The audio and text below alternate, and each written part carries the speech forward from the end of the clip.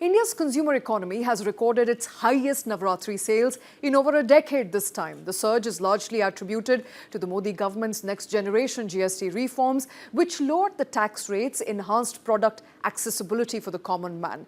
The resulting price reductions unlocked significant consumer spending, driving upgrades in vehicles, home appliances and lifestyle goods. Across sectors, brands and retailers reported substantial growth, with sales now increasing generally ranging from 25% to as much as 100%. The first half of the festive season, which encompasses Onam, Durga Puja and Dussehra, represent the country's largest consumption period, accounting for 40 to 45% of the total festive sales. And the numbers are anything to go by. They are looking good at the moment. So India's biggest festival buying spree is here. And what does it really mean? It means that India has now seen a record Navratri spending, which is the highest in a decade in the last 10 years.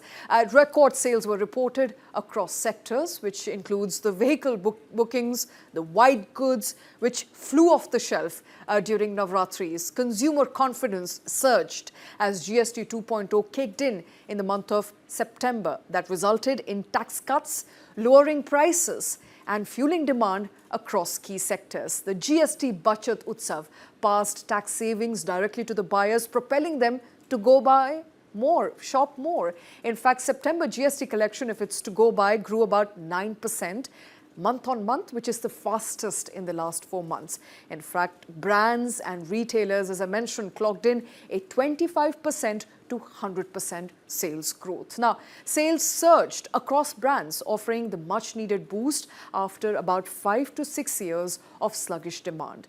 Now, what exactly did people buy? Let's take a look at the electronic sales boom. Now, among all the electronic big brands, if we are to go by one after the other, Haier, which is a brand known for its TVs, known for its electronic appliances, their sales went up by 85%. In fact, large TVs were nearly sold out.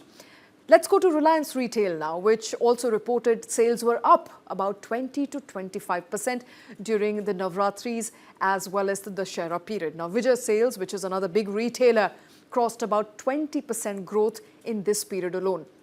LG, also known for its white goods, saw exponential rise in number of inquiries and number of people buying TVs and refrigerators. Growth was also seen across categories, so spanning from small cars to SUVs to multi-purpose vehicles. As far as auto sector is concerned, one of the largest auto sector driver in this country, Maruti Suzuki, doubled its sales. About 1.65 lakh cars were delivered in just 8 days of Navratri. Day one recorded 30,000 car bookings, which is the best in last 35 years. In fact, bookings were recorded up to about 2 lakh in this entire period, up from 85,000 last year.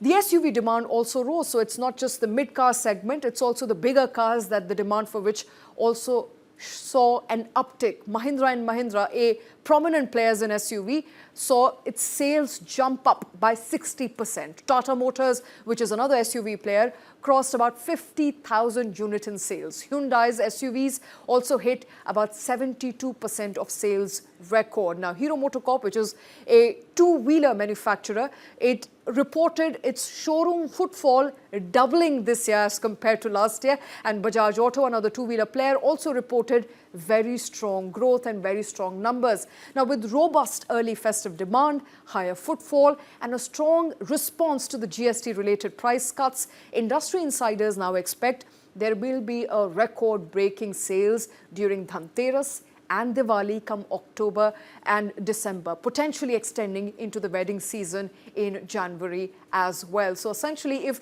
data and the figures are to go by from what's come up in Navratris as well as Dussehra, it's looking good. People are buying more. India's consumption-driven economy is getting a prop up.